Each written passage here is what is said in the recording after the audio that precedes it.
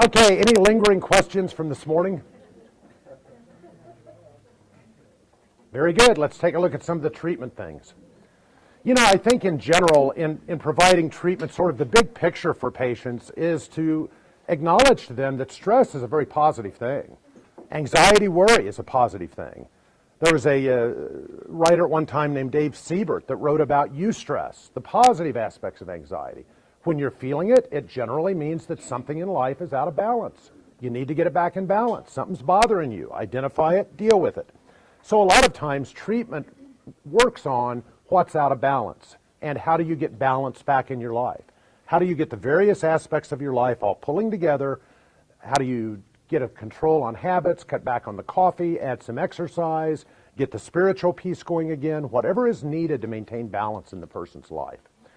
Gary Emery, who has worked a lot with Aaron Beck, talks about various treatment things with anxiety. What page am I on in your handout? Page 7 of your handout packet. I've prompted you with the first couple of words. Emery has a 6-stage model, and he says this is a conflict model, which creates anxiety. So at each step of the model, there's certain treatment interventions that we can make that will make a difference. You may want to fill in the words that I've not provided you there. In stage 1, there's an initial mismatch between the client's perception of reality versus their expectation. So clients approach a situation, they expect one thing to happen, and something else happens instead. Creates anxiety. That's especially seen in unknown situations. The treatment for that is to increase familiarization to the client to what the client fears. So whatever the client has a fear of in an unexpected situation, to desensitize that before it even happens. At the second step, the client then fills in the gaps by activating memories associated with the present cues. Okay? For anxiety patients, those cues are normally negative, stress-provoking cues. So in step 1, they encounter a situation where what happens is not what's expected.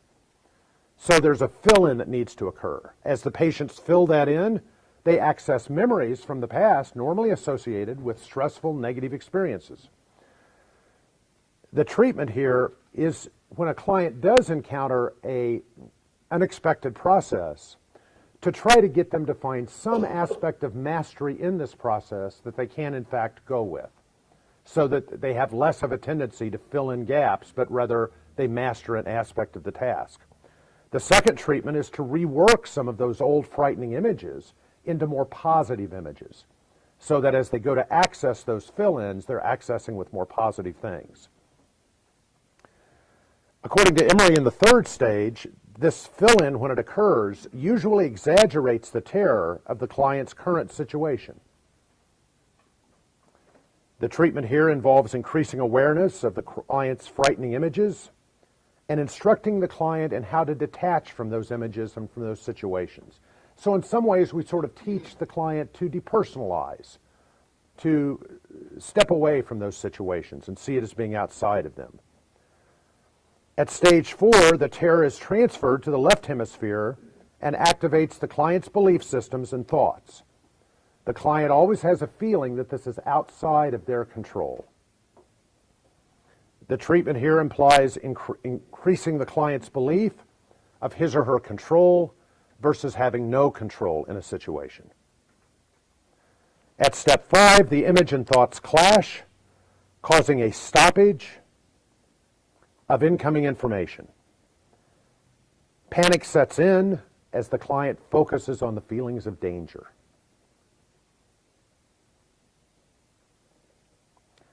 Treatment here involves teaching the client to accept or let go of the current reality.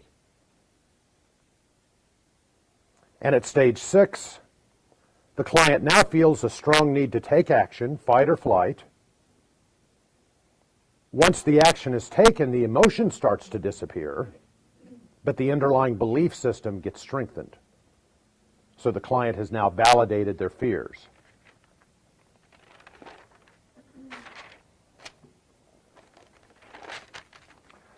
Treatment here. Mm-hmm. Is there a book with this in it? Yeah, one of Gary Emery's first books was called Cognitive Treatment of Anxiety. And he may well have had follow-up books since then. But he's fairly well written. Treatment at stage 6 is to encourage the client to act on choice, not on impulse. And then Emery has several techniques that are listed there on your page. The first is his AWARE technique, A-W-A-R-E. The A of AWARE is to teach clients that anxiety is welcomed. We need anxiety in our life. It lets us know when something's off base. So to reframe the negative anxiety for the client as being something that should be welcomed in life. The W involves encouraging the client to watch anxiety as an observer, to be separate from whatever experience is causing anxiety. Yes, you're involved in a stressful situation, you're feeling a lot of anxiety.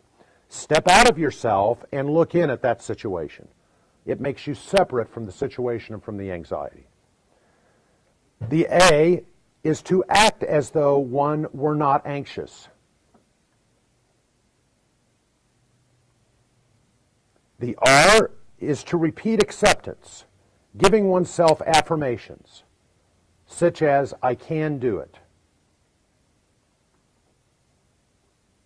And the E is to expect the best and accept the fact that future anxiety will happen, and I will be able to handle anxiety in the future. So again, positive affirmations. So welcoming the anxiety, learning to watch it as an observer, acting as if one were not anxious, repeating accepting statements to self, and expecting the best. And then finally, Emery talks about the 5 R's of anxiety.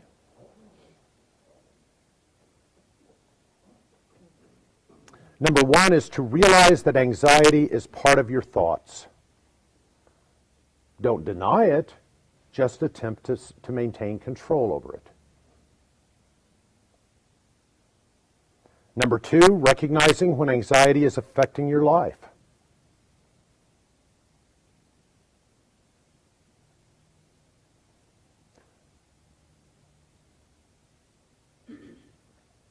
Number 3, refusing to let anxiety control your life.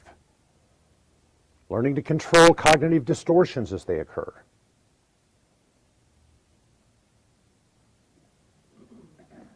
Number 4, replacing negative and irrational thoughts with reality.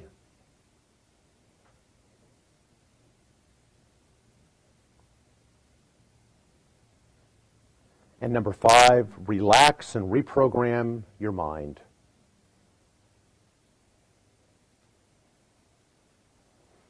So it seems to me that primarily what Emery is suggesting is encouraging patients to accept anxiety, the things that they can do to manage anxiety, to welcome it and to expect it.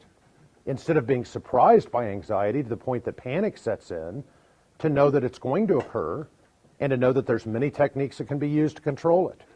Because just like depression, once patients have some sense of having control over this, then it becomes much less of a factor, much less of a problem. Okay?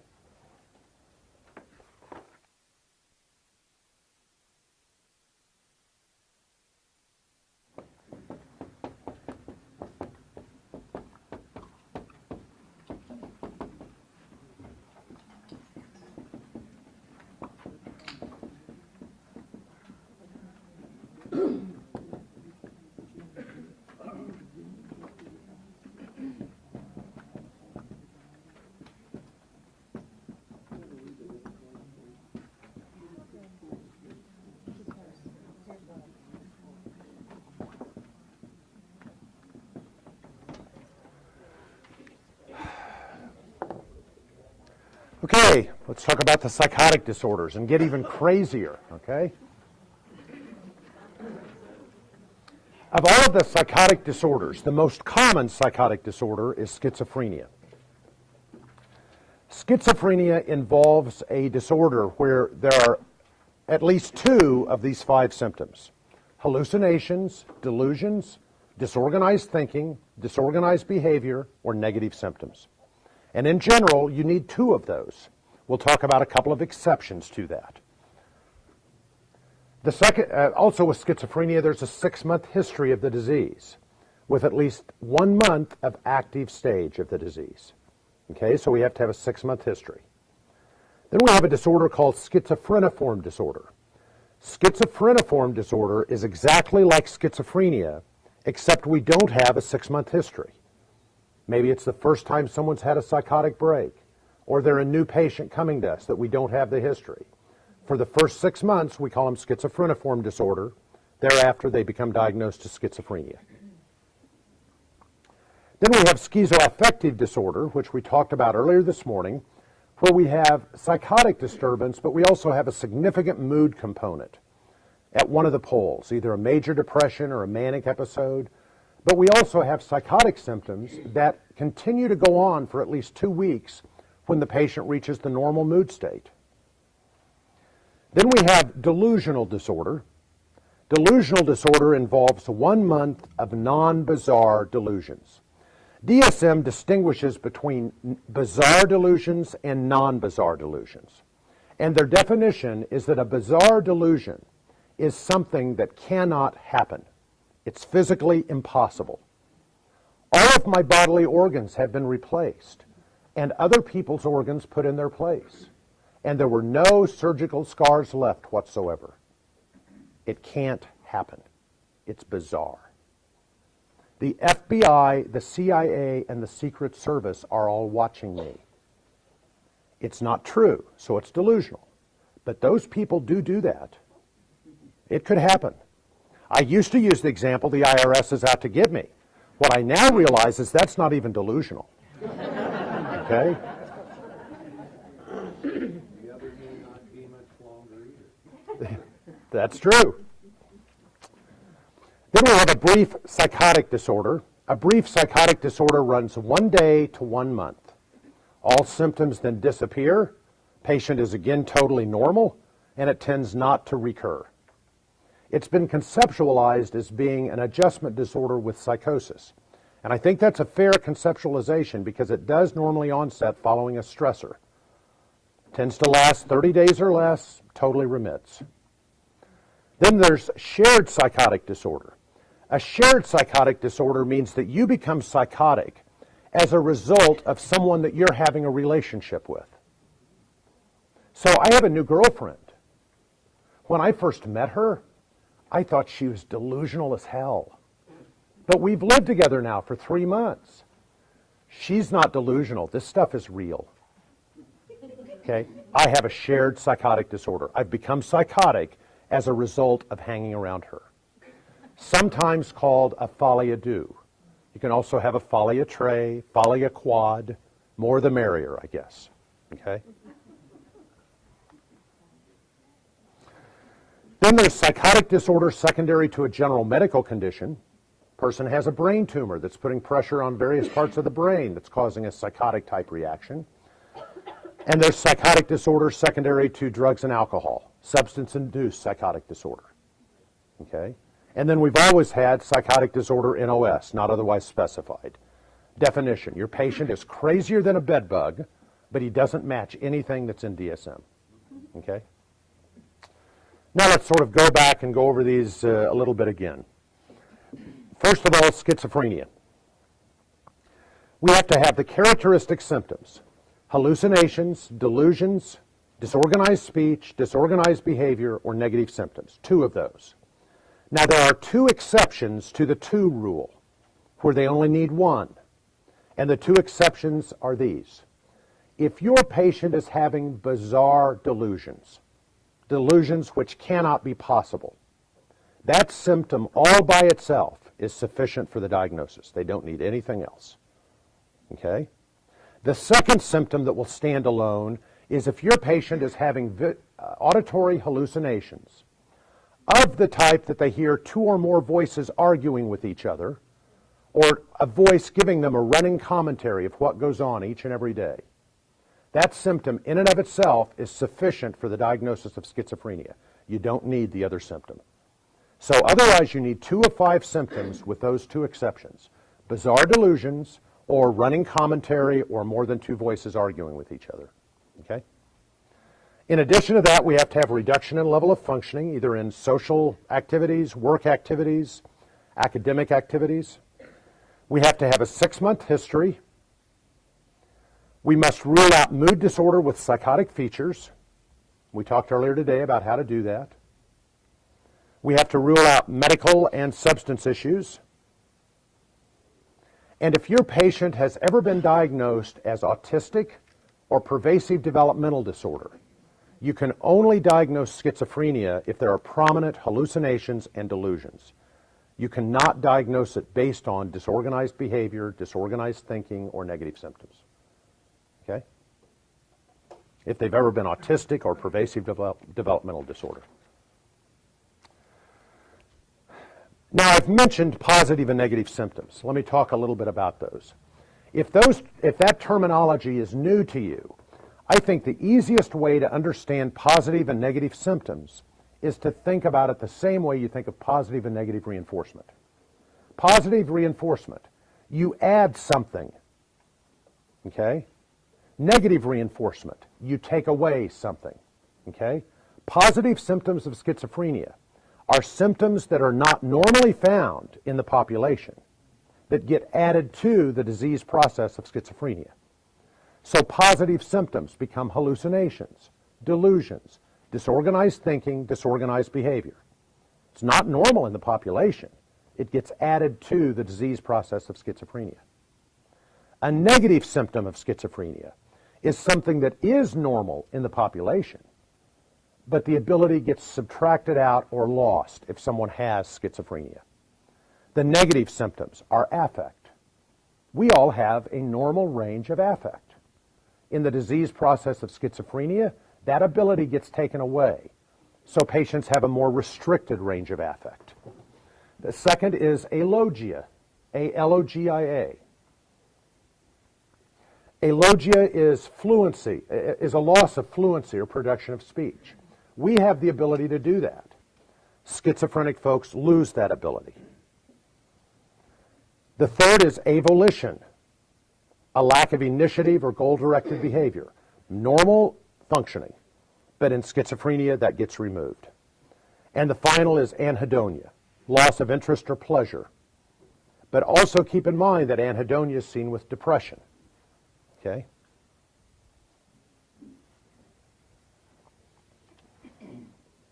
There are also various subtypes of schizophrenia. The most common subtype is the paranoid type, where the patient is generally hearing derogatory things said about him or her. They believe that other people are out to do them harm. They're suspicious of other people's trickery, etc. A second category is disorganized, which we used to call disorganized, and then we went through a period of time that we called it hebephrenic, and now we're back to calling it disorganized again. That's where you'll see the greatest amount of personality disintegration, if you were. Very disorganized, usually very jumbled behavior, very jumbled speech, lots of word salad. Third, we have the catatonic subtype. Catatonic subtype, I think, is more rare. There's two types of this variety. Type 1 is a hypermotoric type, always in constant motion, rocking, pacing. You'll normally recognize this subtype because as you're trying to interview them, you'll probably be pacing up and down the hall with them. Okay? The other type of catatonic schizophrenia is the hypomotoric. Very interesting folks. They move very little. They frequently demonstrate a characteristic called waxy flexibility, which means if you take their limbs and put it in a space, they will hold it there for as long as it takes you to move it around again, just like they were made of wax. Okay? Fairly rare thing to see, but in my career I've seen 3 cases. 2 were in state hospitals and 1 was in VA. So you will see it from time to time. The fourth subtype is called undifferentiated. Undifferentiated does not mean we never looked it up. It means that the client didn't read DSM before they came in to see us. And they're doing some paranoid stuff, they're doing some disorganized stuff, maybe they're doing some catatonic stuff. They're not doing enough of any of that stuff to make them that subtype, but they're sort of a smorgasbord of types. So we call that type of patient undifferentiated. Okay? And finally, there's the residual subtype. When I was in graduate school, they taught us that schizophrenia came in 3 stages: prodromal, active, and residual. Prodromal is when they were acting weird but not actively hallucinating or deluding. Then there was an active stage where they were hallucinating and deluding. Then that stopped and they went to a residual stage where they were back to being weird again, and we were waiting for them to start hallucinating again. Well, under DSM, that's now conceptualized as a subtype. So when your schizophrenic patient stops hallucinating and deluding, you re-diagnose them as residual subtype. And then when the hallucinations, delusions start again, you change the diagnosis back to whatever subtype they are. Mike? No, I don't think so. I think that would be the purpose of meds, would be to prolong the period of time that they're residual. Why did they do that? It's just sort of a reconceptualization. Was it you that asked that? Yeah. Just time for a change, I guess. Yes? I'm wondering, does depression kind of go along with schizophrenia? Yeah, certainly we see an odd affect with schizophrenia, sometimes flattened, sometimes blunted. But what we see with schizophrenia is more of a constricted affect. They just don't have the ability to sort of express all types of affect. It's more constricted than that. So, I think there's a high rate of suicide among schizophrenics. well, there's certainly some suicide attempts. Sometimes they choose rather odd plans, that don't tend to result in their death. In Pennsylvania, I worked with a schizophrenic patient that once attempted to commit suicide by putting his head in a windowsill and slamming the window. Yeah. Give you a serious headache, maybe a head injury, but not like, So sometimes schizophrenics will pick some pretty bizarre plans.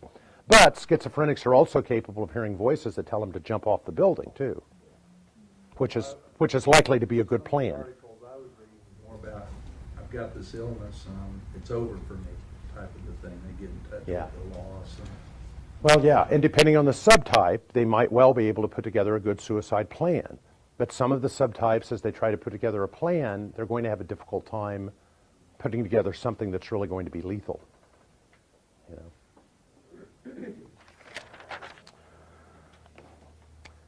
Talking in a little more detail about some of the symptoms that we see with schizophrenia.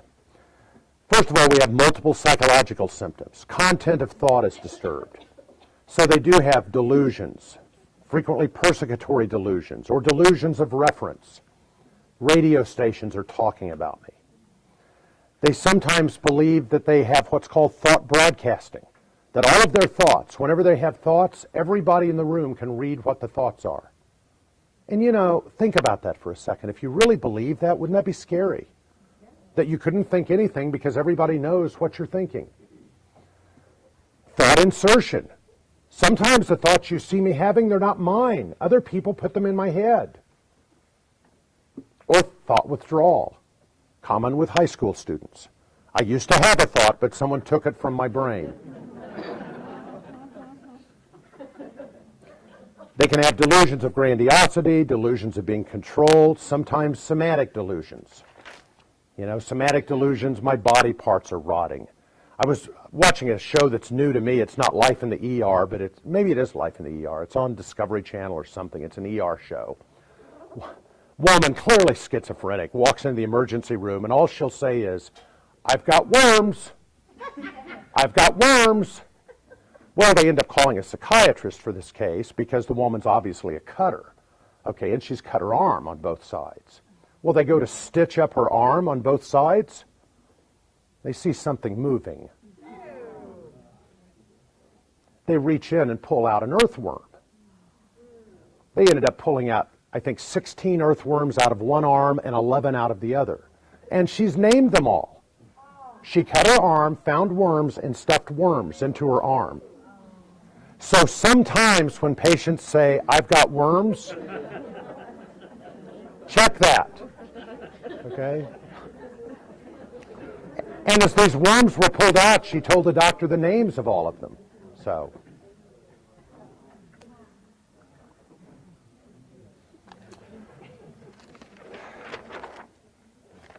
in addition to the content of thought being disturbed, sometimes the form of the thought is disturbed as well. That is demonstrated in loosening of associations, also in poverty of content. Schizophrenic folks have an ability to talk and talk and talk and talk and talk. And when they're finished, you ask yourself, what did they really say? And there's nothing there. By the way, be aware that trait is also seen in politicians and also in some college professors. Okay? Form of thought disturbed, schizophrenic patients will use neologisms, new words, words that have no meaning to anyone other than them. But they'll use the word as though everybody knows what the word means. They also tend to perseverate, saying the same thing over and over again. And they get into clanging, rhyming words. I never can think of spontaneous examples, you know. I'm on the run, it sure is fun. I have a gum.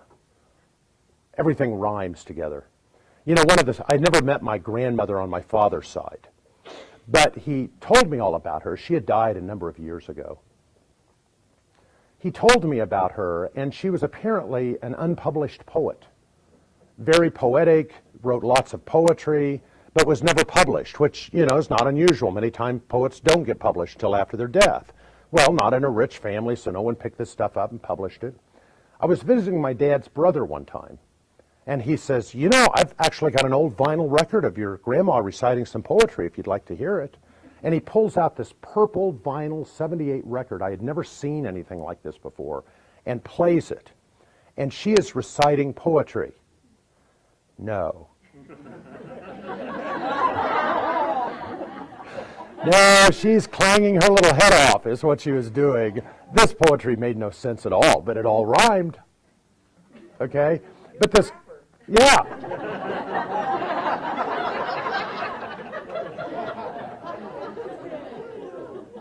You know, they called her Grandma M. So it could be. So sometimes what you get in the family history may not exactly be what the reality was. And I saw no need at all to point out to the family that I didn't see this really as being poetic, but rather diagnosable. So. Okay, in addition to form of thought being disturbed, schizophrenics certainly get into perceptual disturbances. They have hallucinations, sometimes delusions. Their affect is affected, as we mentioned. They're frequently blunted, flat, or inappropriate. They have a very perplexed sense of self, very unclear sense of who they are. They have a lack of volition, a cessation of goal-directed activities. They lack self-initiative. They tend to be very socially withdrawn and have a very strange relationship with the external world, sometimes described as being autistic in that they're in their own world. I think when I teach ABPSYC, I ask ABPSYC students to do a variety of tasks. And one of the tasks that I ask them to do is to go down to the Breakthrough Club, okay, and work down there with some of the folks. It's a, how would you describe Breakthrough Club? It's a day house for mentally disturbed. Yeah, day house for mentally disturbed folks, okay? Serious. Kind of like Amtrak, that's right. They run the place, though. They do, and rather high functioning, and most of them very, very willing to talk with ABPSYC students. So I would tell the ABPSYC student, go in there and talk with a schizophrenic patient and really get a sense of what their life's all about, what they do day to day. And my students frequently came back with a sense of awe, that these patients look at them and say, you know, it's really confusing to me why I'm being treated. Okay? I mean, I get input from all of these outside sources that you don't even hear. You don't get that input in your life. I do. Why are you trying to take that away from me? Why aren't you trying to develop it in yourself? And I mean, they have a very real sense that some of these things are special and helpful and useful. And, you know, to a lot of them, they have been. You know, what will get schizophrenics in trouble many times, and I've heard this story over and over again, and those of you that work this population know that you have too. The voices were very helpful. They told me things like, watch the guy in the corner, he looks dangerous. Don't go down that dark alley, there might be danger down there. And they gave me helpful advice. They told me what to do. But at some point, I made the voices mad. And now they've turned on me. So they're telling me to do things that would hurt me. They tell me to jump off the building. Well, when the voices first started out, they were helpful. They helped me in life. They helped me get through life. Now they're saying jump off the building. Well, maybe the building's on fire. Maybe I should. But if I do, I'm going to get hurt. And they get really confused because they've learned to come to trust these voices. And now all of a sudden the voices are telling them to do destructive things. And I think when ab-psych students hear that, they really do understand this disease process much more. And they come to respect schizophrenic folks, not for being crazy, but for really living in a very different world. Yes? I'm wondering, is it puberty for, at 13 when the voices kind of switch on? Well, no, I think it's different times. In my experience, the most common time for that first schizophrenic break is like 18 to 25. But, some of them will have positive voices for 3, 5, 7, 10 years. And then the voices turn bad. And their perception is usually that they've done something to make the voices mad. And the voice who used to be their friend is now their enemy. And they're so accustomed to listening to this voice that it's hard for them not to, And it would be very baffling. There would be a lot of things about this disorder that would be very confusing, very baffling, that would always have you searching yourself. And it's easy to see why, if you were bothered with this disorder, that it would be very confusing at times, resulting in you acting weird. I wonder what would cause that. I think it's just the progression of the disorder, that at some point, that maybe in the big picture, the voices aren't good, but they tend to seduce the person into thinking they're good by starting off saying good things, And it's not all schizophrenics that will say they gave me good advice, but then they changed. But you sure do hear that a lot. So.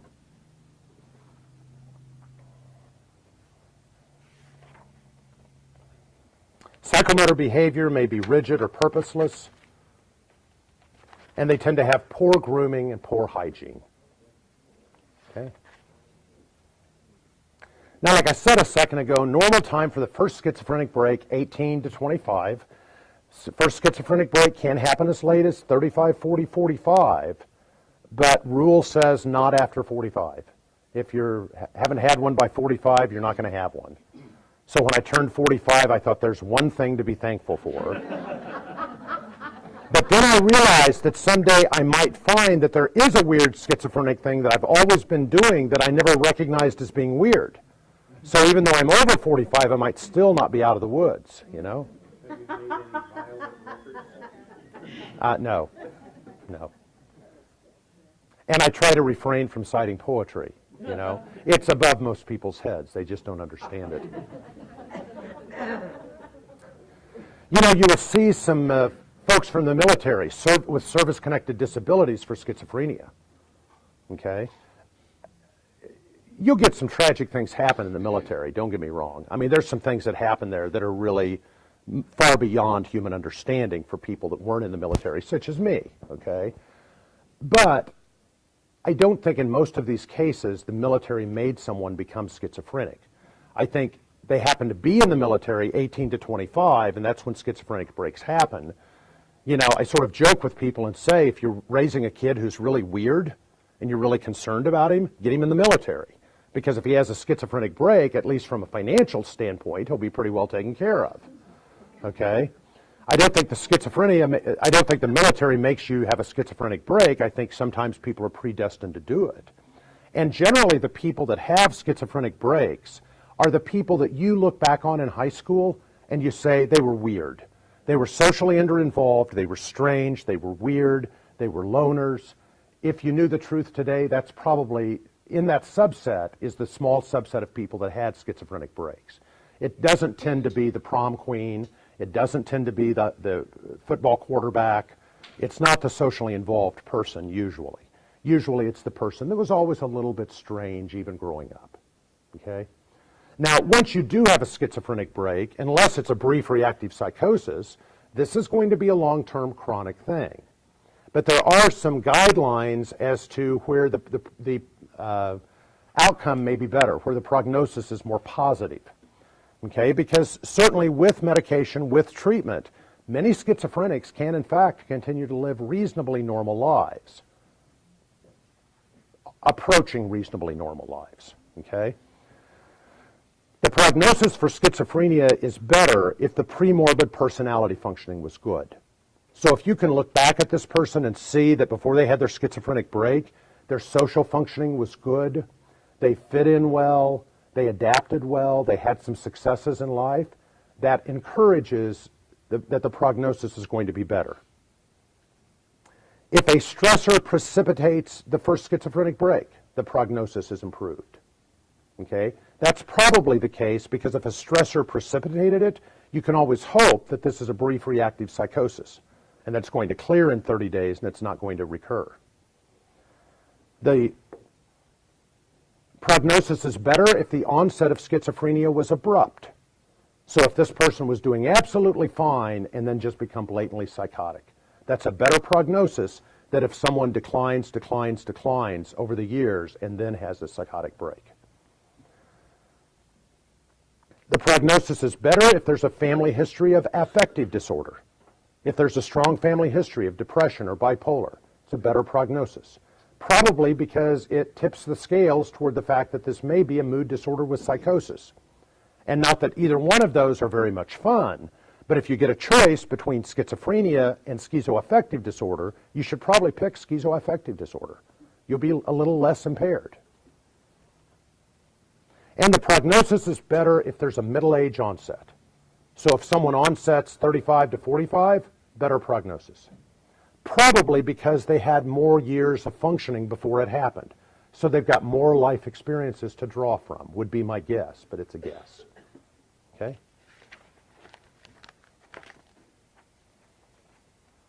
Approximately 1% of the population, equal in men and women, does tend to be diagnosed more often in lower socioeconomic groups, but I think that's because of the strong family predisposition to schizophrenia. And if you're schizophrenic, you probably have difficulty rising out of the low socioeconomic group, and then when you have a child, and that child is schizophrenic, they're already living in a lower socioeconomic group.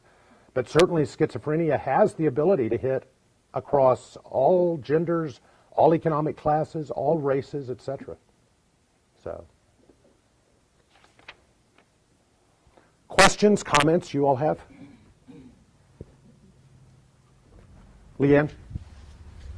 I had a couple of family members approach me with another family member of theirs that are really presenting with all these paranoid schizophrenic symptoms.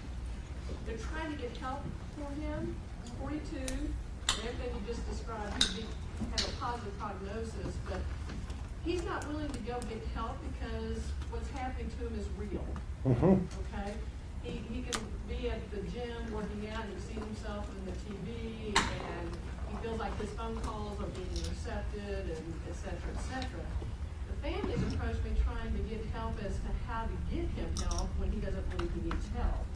Wondering if you have any insights or any good ideas about how to approach a schizophrenic that really does need to get some professional help. Yeah, I think that's very, very difficult. I think maybe they might be able to talk to him in more lucid moments and talk about the functioning level of his life and how that seems to have deteriorated some. And that deterioration is maybe the focus of what needs to be the help, not the fact that you're seeing yourself in the TV, not that you're hearing these voices, but man, take a look at your life. You used to do this and this and this, and you don't anymore. Something's going on. You need to talk to someone about what that might be. And maybe try to use one of the negative symptoms to get the person to go to help. Any other ideas? How do you get someone to go to help that's schizophrenic if they won't go because it isn't a problem? One approach would be none of the antipsychotics cure schizophrenia. They don't work directly on it. They bring down the agitation. So the way we would sell it would be, you've got a lot of stress in your life. Would you consider taking something to reduce the physical stress that you go through with all this? Okay. You're right. This other thing may or may not be there, but you've got a lot of stress. Yeah, to focus on the stress instead of to focus on the other schizophrenic symptoms that the patient sees as normal.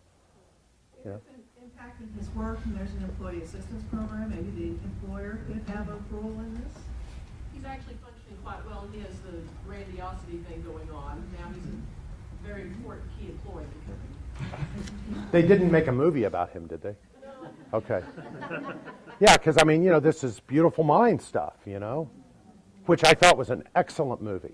I watched it, and what I found excellent about it, I got sucked right into that movie. I didn't believe until the end that he was schizophrenic.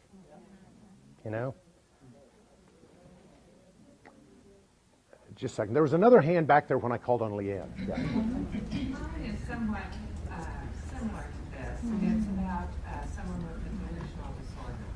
And so they function quite well except for this one area that causes them great anxiety. So my text so far has been, you suggest meds, yes, they like to try it, but you can't get them to go to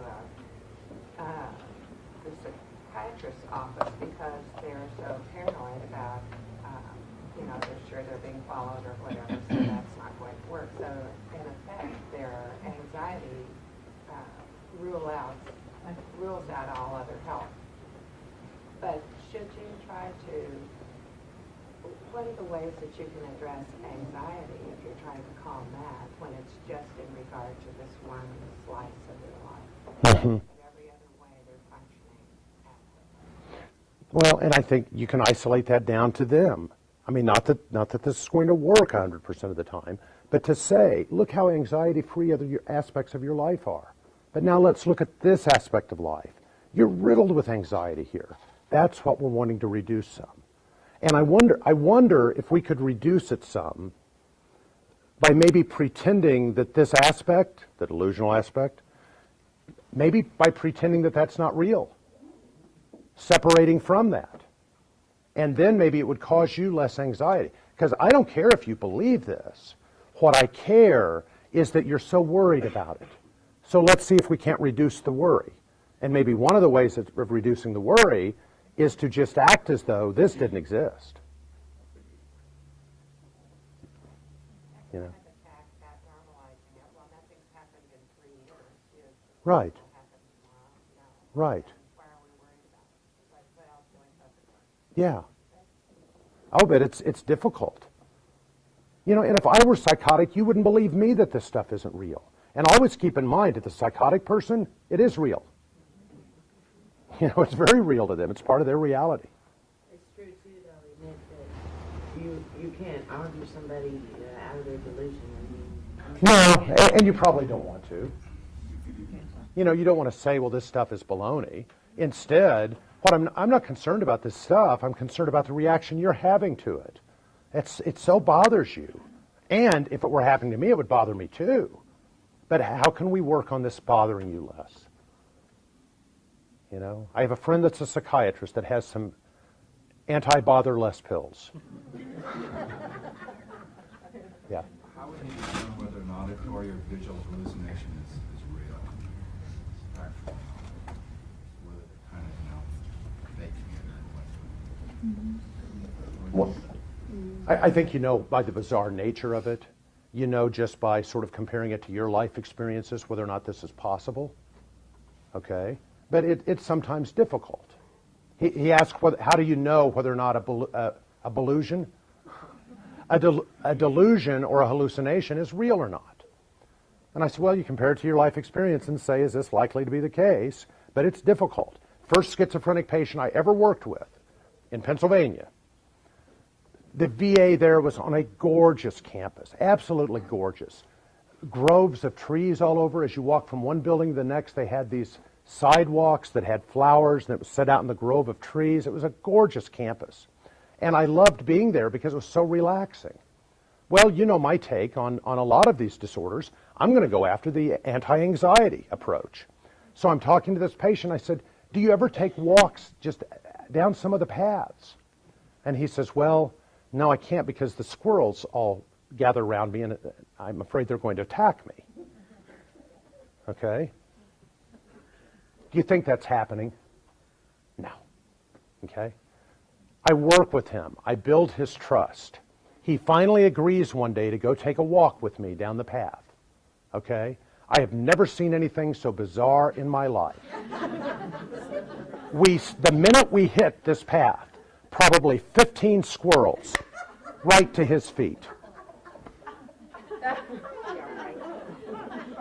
That really happened. It's not a shared delusional thing.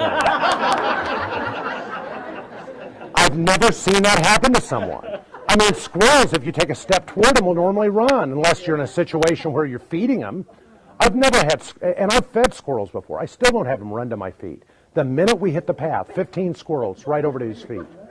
And he looks up at me and he says, "Do you believe me now?" So that's how you know. Do you think the squirrels were out to get him? No. So you take him out on a path. What do you think now? Is that responsive at all to your question? Are you saying whether or not they're really having voices or whether they're malingering? Well, I think you know by your other work with schizophrenics, you sort of know the typical nature of the voices and what patients normally say. And you ask this patient to express, so what's going on with the voices? What do they say? Oh, well, they just repeat my name over and over again. Okay, do they say anything else? No, just that, just my name. But I get tired of hearing my name called. That's kind of unusual for schizophrenia. You know, I mean, normally with schizophrenia, you hear a different nature about the voice. And you can also get a hint, too, like if you're working in a prison setting and they're saying they're crazy to get a cell by themselves, once they've got the cell by themselves, seems like the hallucinations go away, don't they? You know? So you get a hint that way, too. All the way in the back. I always thought on the hallucinations that for them to be diagnostic, they almost had, the person has to incorporate them into their life in some way.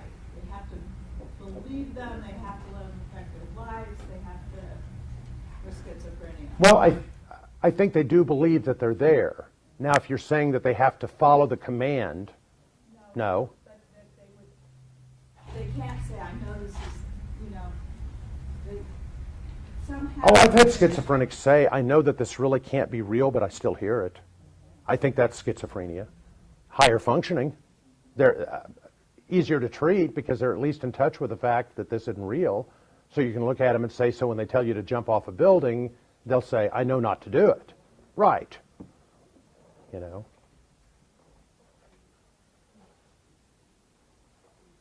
Yeah. Kind of a fine line between the OCD guy saying, I've got to do these things that, you know, they're very irrational, and the schizophrenic.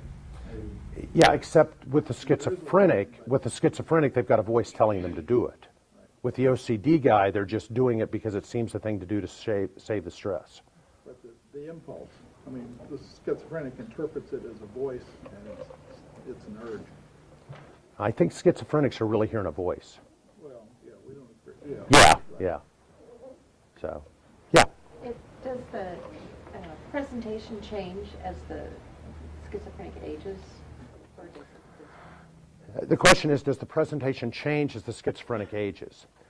I've not worked with a lot of middle-aged schizophrenics. I've worked with schizophrenics 20 to 35, and I've worked with some old burnout schizophrenics, 75 and older. And old burnout schizophrenics sort of act like a chronic latency stage, a chronic residual stage. You don't see so much of the active hallucinations, delusions, but they're just sort of socially withdrawn and sort of odd affect. I mean, they're odd in the other schizophrenic ways, but not so much the active stuff. Anyone here work with 45 to 60-year-old schizophrenics? Yeah, what are you seeing there as far as symptoms? I worked in California for 8 years with the real chronic population in group homes. Do you see a change in the nature of the disease from 25 to 45? If you engage a person in conversation up to a point, they'll reveal, you know, the Right. delusions or the hallucinations. Other than that, it's kind of just depressed. Okay. So somewhat quieter at 45 than at 25? Yes. Okay. And certainly quieter at 75. Conversations go down, the involvement with police, they Maybe in some ways learning to cope with this disorder better. less conflicts with landlords. Now they're living in one place for 10 years. Right. One way that's conceptualized is that it seems to be the course of the disorder is that the positive symptoms actually decrease over time, and then you're left with this residual Yes. negative symptoms. Yes. Which some people say sometimes over the effect of institutionalization of the medication, but the positive symptoms tend to layer out, so I would assume in the Middle Ages you're in between. Yeah. Good conceptualization.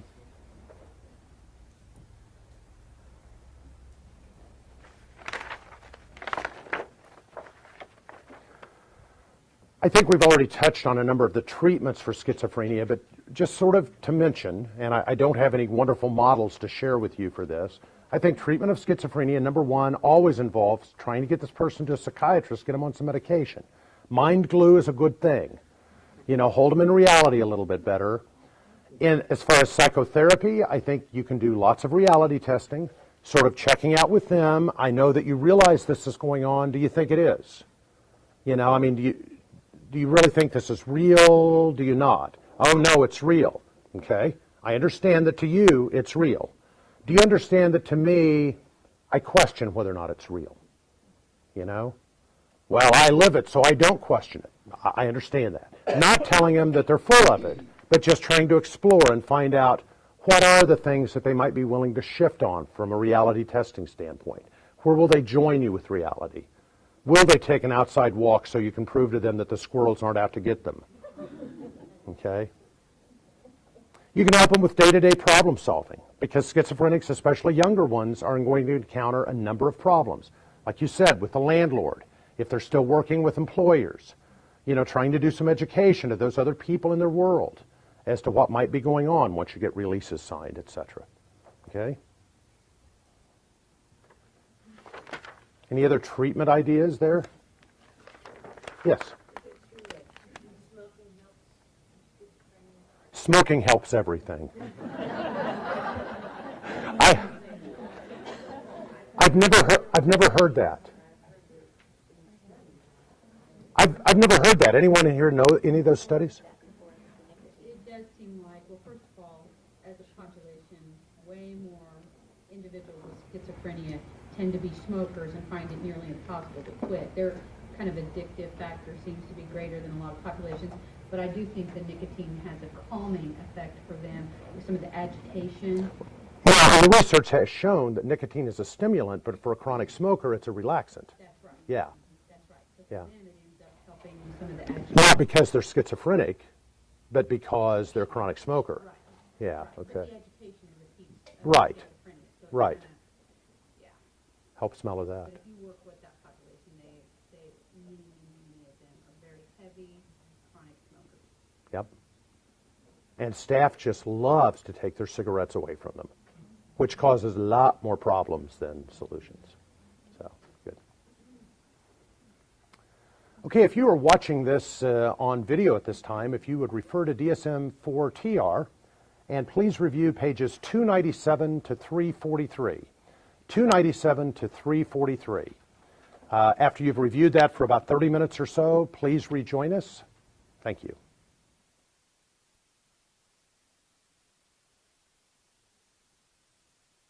Thank you for doing the work in DSM-4-TR. I certainly hope that throughout this video, you found that a helpful adjunct to the lecture that's been going on here. We very much appreciate your having watched this video, and certainly please feel free to give us any feedback that you have about how we can better enhance your educational experience. Thank you very much.